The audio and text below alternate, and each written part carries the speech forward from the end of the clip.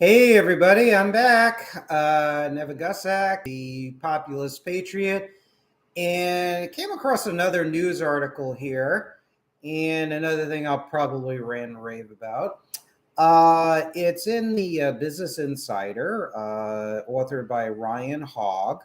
The story came out 13 hours ago. Europeans are still requesting millions of tons of gas from Russian state-backed, or state-owned actually, giant Gazprom, the company says.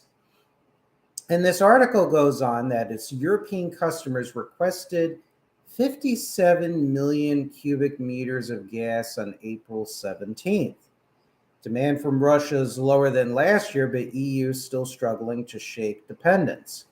And check this out. State-owned Gazprom is also paying Ukraine billions to transit gas through the country. So while Ukraine is at least trying to fight for its life as a country, apparently they're paying the Russians, or the state-owned Gazprom is paying Ukraine, and Ukraine is collecting the money. I know Ukraine is in a difficult position. They can't exactly piss off Russia even more because, well, if Russia's invading them, I guess they might as well cut it off. Who knows? I mean, then they probably would upset various Western European countries who are also somewhat backing Ukraine. So it's a geopolitical mess. But anyways, it's a very interesting fact that state-owned Gazprom is paying the Ukrainians billions to transit gas through the country. It is a lower level than last year, but the fact of the matter is that Gazprom is still exporting a tremendous amount of gas to the Western European countries. And the Ukrainian state-owned gas company, Naftogaz, is being paid by Gazprom to transport this gas into Western Europe. So 40% of gas consumed in Europe comes from Russia, according to the International Agency. And yes, the EU announced restrictions on oil and gas imports after Russia invaded Ukraine in February of 2022 this year, and they do have plans to reduce it even more. And they also axed, thankfully, the Nord Stream 2 pipeline project, which I agree with. That was a good thing the Europeans did. So let's see. Indeed, a ban on Russian oil and gas has been met by steep resistance by European economies dependent on Russian sources, and the EU is instead considering expanded sanctions on imports of Russian coal. However, experts suggest that EU could cope with such a ban. Now, last week, Putin's former chief economic advisor, Andrei Ilyanov, told the BBC's Talking Business that completely stemming the flow of Russian gas and oil into Europe would put the stop to the war, quote, in a matter of months. And Ukrainian President Volodymyr Zelensky, meanwhile, said on April 7th that Europeans were paying for Russian gas with Ukrainian lives. In this case, President Zelensky is correct. It's kind of like what Chiang Kai-shek said when America imported or exported gasoline and oil to the Japanese during the late 1930s up until through 1941. And he said that Chinese lives were being like slaughtered with drops of American oil and gas. And that's true. And this is what's going on with European imports of Russian gas and oil. And they're paying for this Russian gas with Ukrainian lives.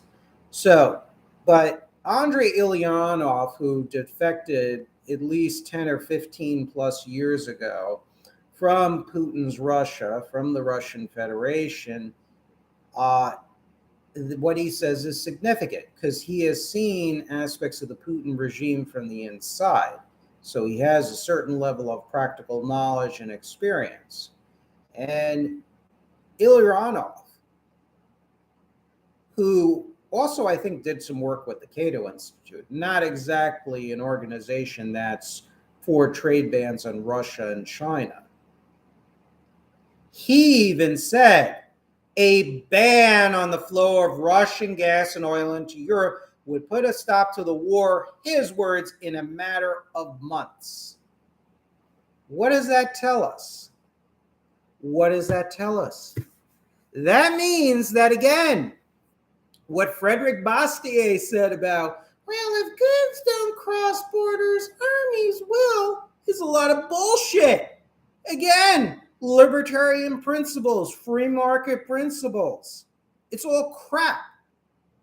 Just like Marxist programmatic plans for the economy and political system is crap, dangerous crap. Because just because goods cross borders, will those goods help fuel war machines, militaristic police states? Doesn't make them kinder and gentler, and we have this little libertarian tap dance where everybody gets along, we're going to make a lot of money. No, bull crap. And let me tell you, a lot of these governments in Western Europe and large capitalists in Western Europe, they know what kind of highly aggressive militarized police state Putin's Russia is. I mean, for God's sakes, Putin's Russia, through its embassies and other cutouts, have funded populist right-wing as well as even left-wing communist organizations in Western Europe. They maintain ties with all kinds of diverse, extreme political movements in Europe, from Marine Le Pen's Front National, I think it might be under a different name.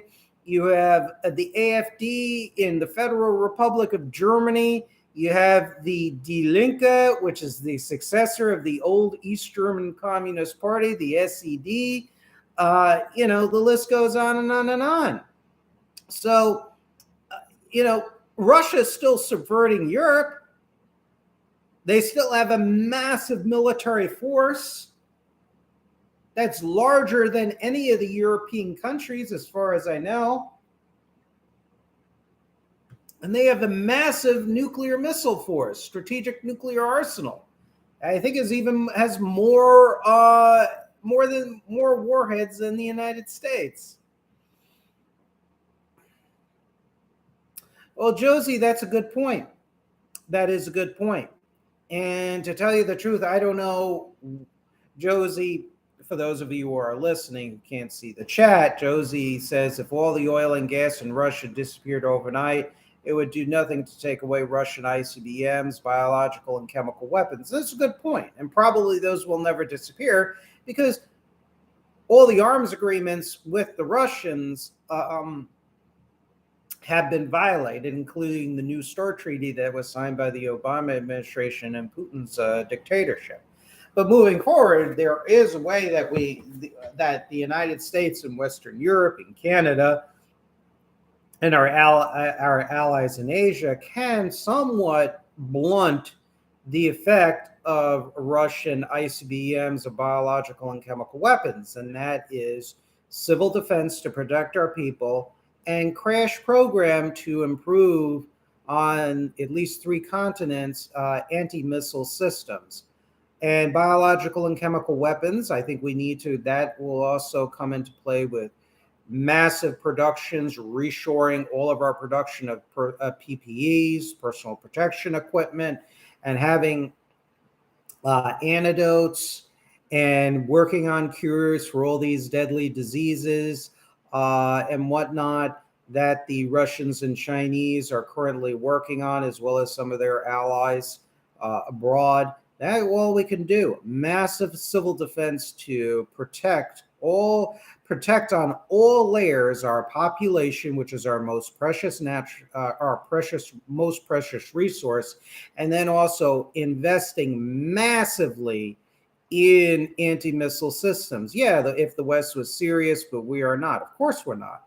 Because as Jeff Nyquist said, we're living in a shopping mall regime. And in my opinion, it's a corrupt, oligarchic dominated capitalist system, made basically run amok by, deregulation and free trade and all the rest of it. They've gained control. And basically, they've never taken civil defense seriously. They know Russia's bad. They know China's bad, but they're corporate sociopaths. And the corporate sociopaths which runs Western governments, particularly more so the United States, especially, but also Germany and Britain too as well.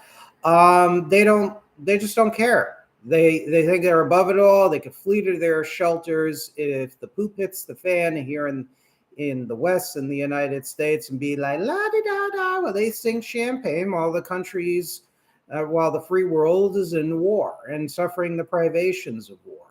This is why, Josie, as you probably hopefully would agree with me, this is why we need an entirely somewhat of a new political paradigm that, again, is nationalist, that is populist, that is pro-people, and that can seriously mobilize our resources, our people, with a possible impending global third world war.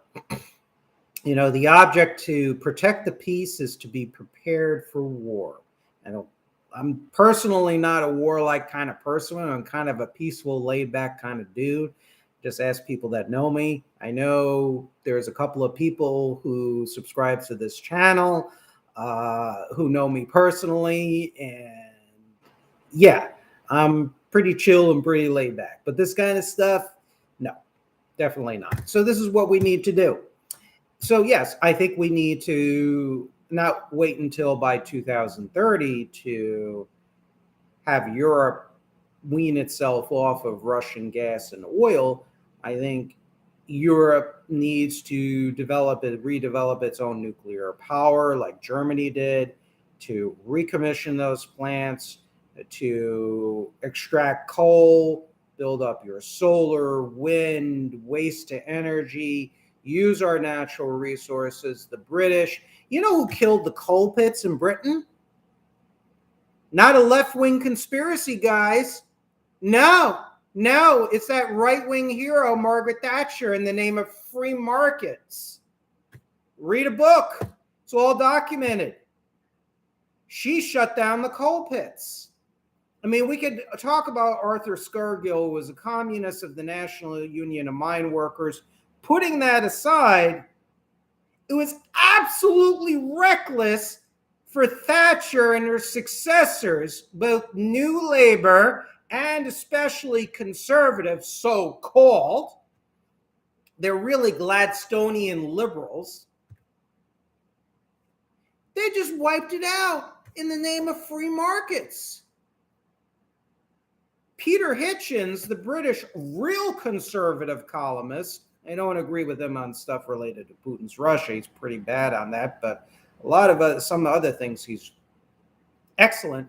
Peter Hitchens actually wrote some years ago. He's written some pieces in, I forget which, one of the major British newspapers, more of a conservative leaning. He has come out against Thatcherite economic policies because of what happened. Thatcherism destroyed national resources of the British Empire. Destroyed it all. Destroyed the coal pits. What the Europeans need to do, and I hate to be the ugly American saying this, but if I were in Europe, any of the countries, Britain, for example, Britain especially, renounce neoliberalism immediately. Okay, the city of London, the financiers will get pissed at me because they're like into the Thatcher's economic crap. I would say we got to reopen the coal pits, survey what coal is left, take a look at the North Sea oil, which was a moneymaker at one time for the Brits. And I would look to our resources in Britain to be as much of a self-sufficient nation as possible, where production and research and development and agriculture and mining and manufacturing supersede the needs of financial speculation and services.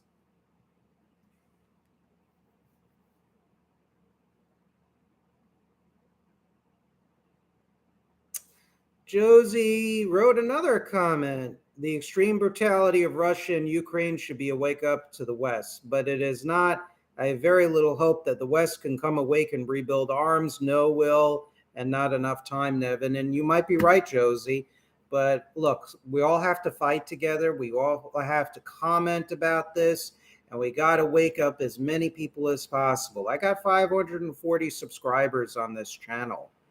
I've had some help from others, God bless, from labor union organizers like Charlie Daniels, my co-host Herschel Miller, J.R. Nyquist, Cliff Kincaid, and others from all across this political spectrum. People have helped me and helped this channel and helped the cause of populist patriotism. And there are things that they disagree with me on and agree with others.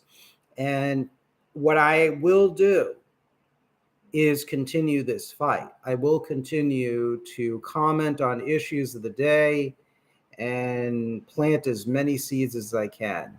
I wish I was a head or an activist, preferably an activist within an already existing political mass-based movement that can wake people up, that unifies people under a nationalist and populist banner, and really fight for the interests of America and the West ultimately. But again, as an American, primarily I care about America first.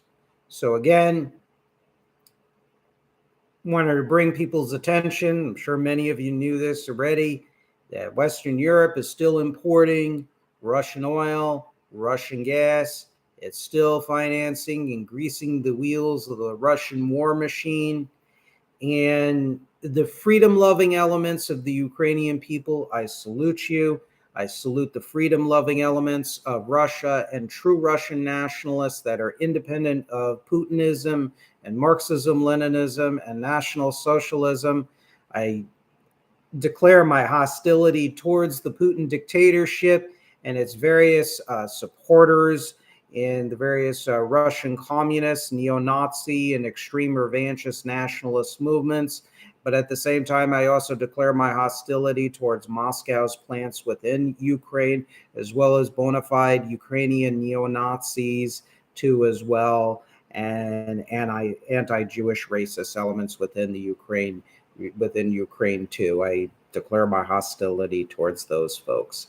I believe in Russia and Ukraine being controlled by nationalists, but ones that are not going to fund subversion in the West, cleave to racial prejudice or anti-Jewish ideology, ones that won't prostitute themselves to neoliberal forms of capitalist globalism, where they have a sort of their own forms of national capitalism or mixed economies, and where they don't invade their neighbors, they don't have war plans against the United States and subvert other countries and try and take down the United States.